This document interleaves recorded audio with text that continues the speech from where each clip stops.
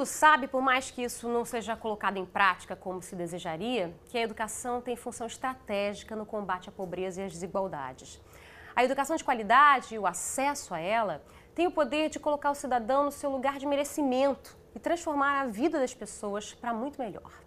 Para que isso aconteça, não basta uma escola equipada com recursos tecnológicos e um currículo consistente nas disciplinas tradicionais, matemática, português, história, geografia e por aí vai.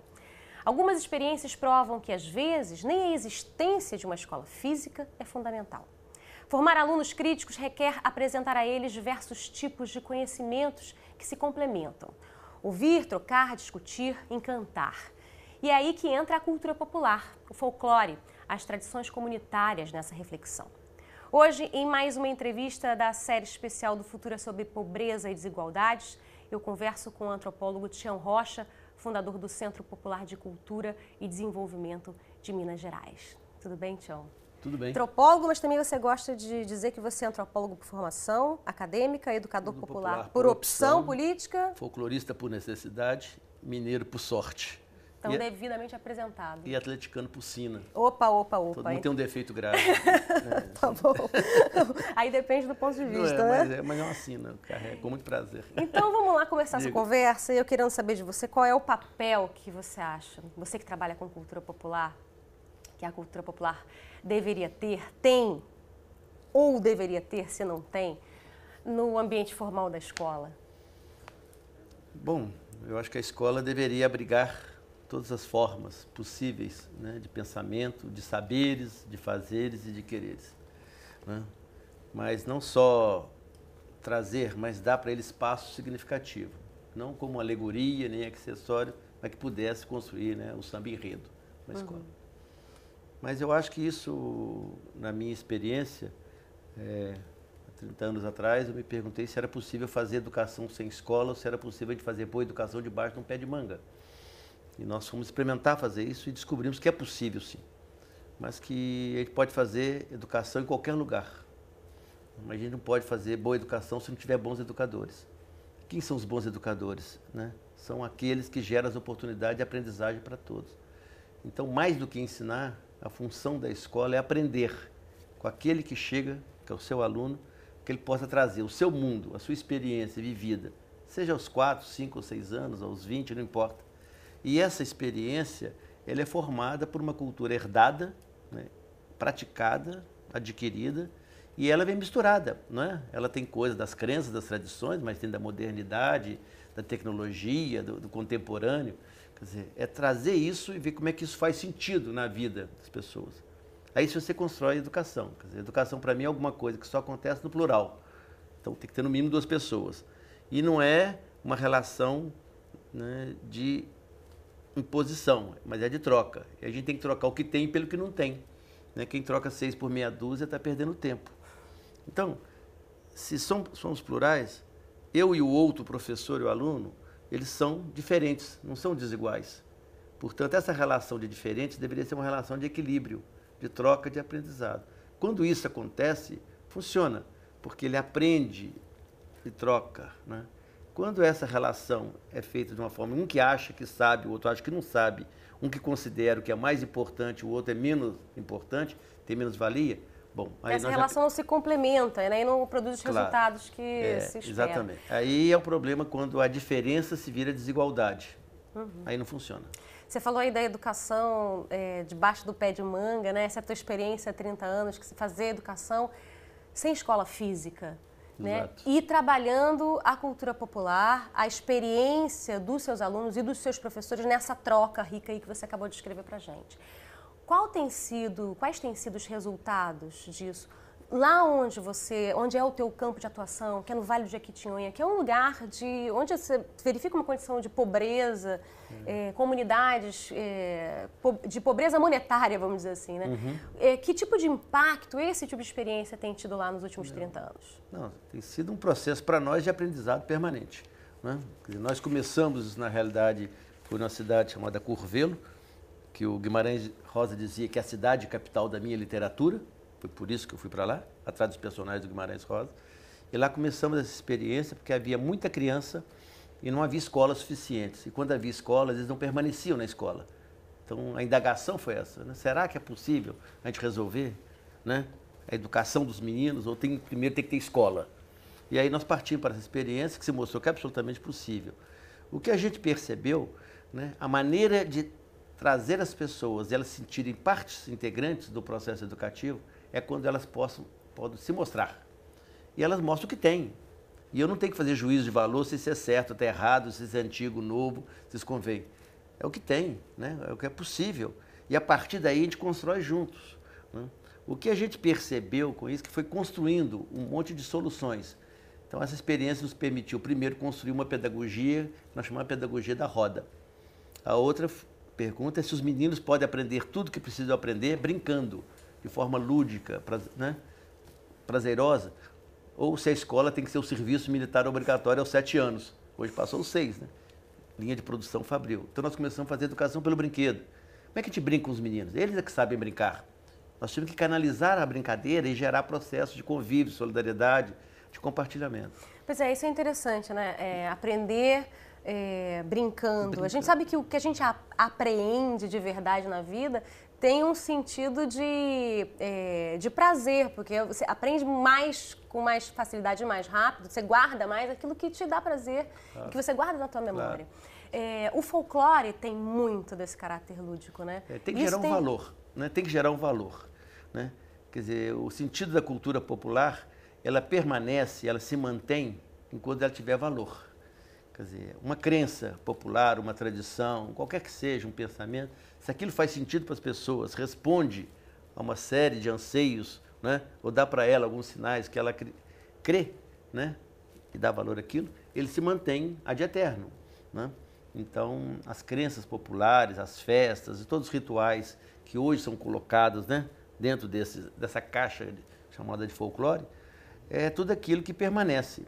Então, a gente, por exemplo, não estuda folclore no passado, né? O folclore é contemporâneo, é no presente, ele se dá agora. Quem estuda passado é história. Cultura popular estuda no presente, quer dizer, como é que é uma manifestação, como é que a população desse lugar, como é que ela convive com a natureza, como é que ela se explica, como é que ela se justifica. E, às vezes, a ciência só é insuficiente ou incapaz de criar um valor para as pessoas. Mas as tradições talvez servem. Às vezes você precisa das duas. Às vezes você tem que procurar outros caminhos. Então, essa valorização, né?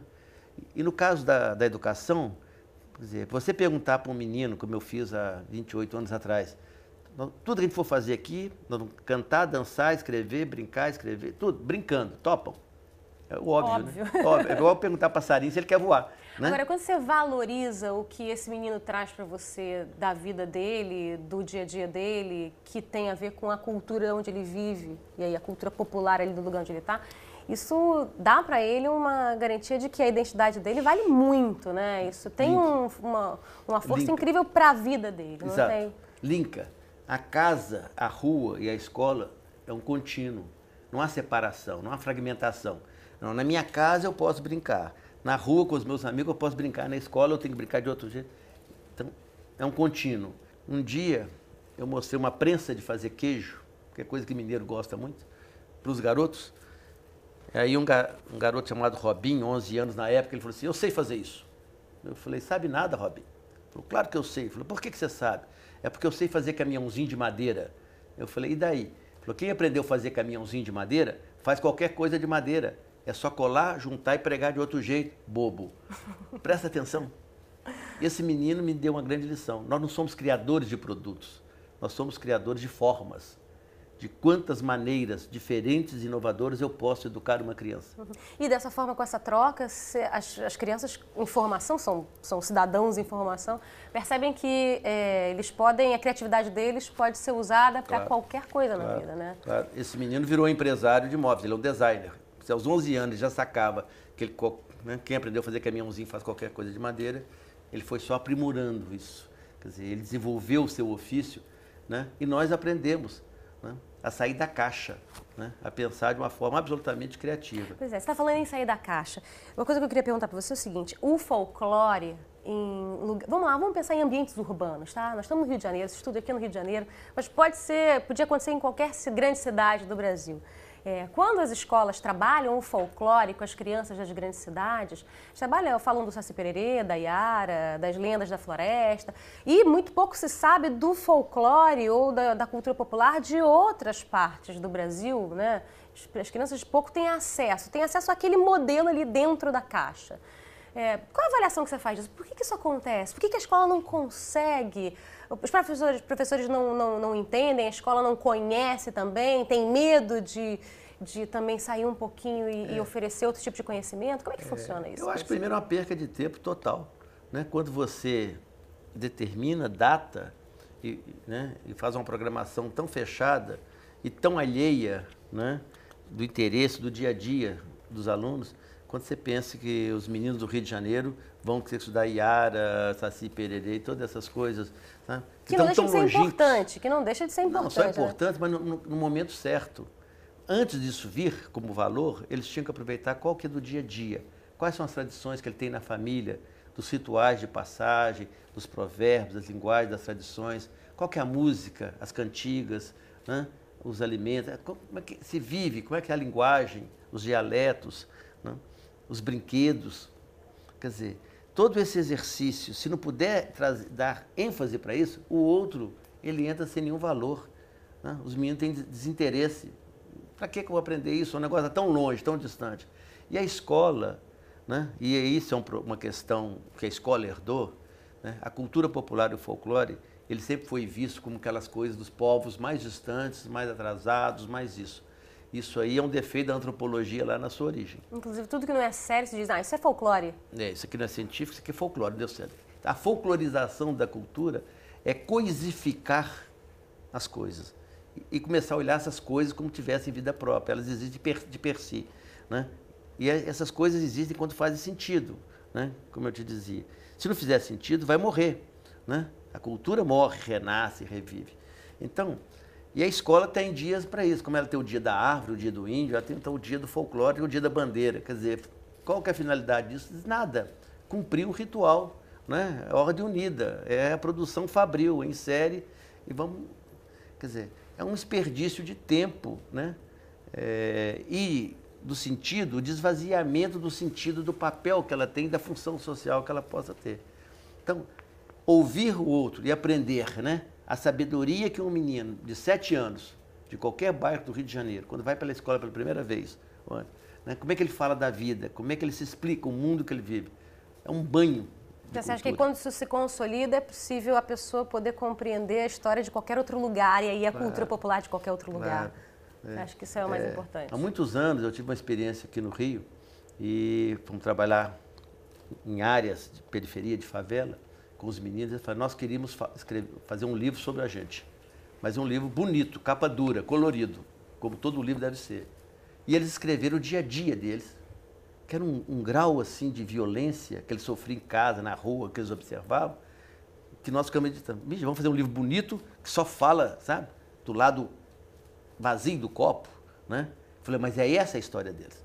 Só que eles querem mostrar essa história do jeito de todo livro que eles apresentam para ele. Tem que ter capa dura. E nós ousamos fazer isso naquela oportunidade. Mas foi um jeito a gente começar, sabe?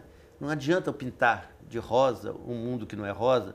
Ao mesmo tempo, como é que eu posso trazer isso como um valor que isso é real, né? Os problemas estão para a gente trabalhar. Como é que a gente trabalha a partir, né, do enfrentamento das desigualdades, da pobreza, da superação, se a gente não tiver olhar para ela, não como discriminatório, mas é a partir dela que tem as soluções também, né? Então, eu acho que esse ser aprendiz é um exercício permanente, mas é custoso. Nem todo mundo quer ser aprendiz, quer ser professor, quer ensinar, ditar. Mas né? todo mundo aprende, não aprende. Né? E vai repassando informação.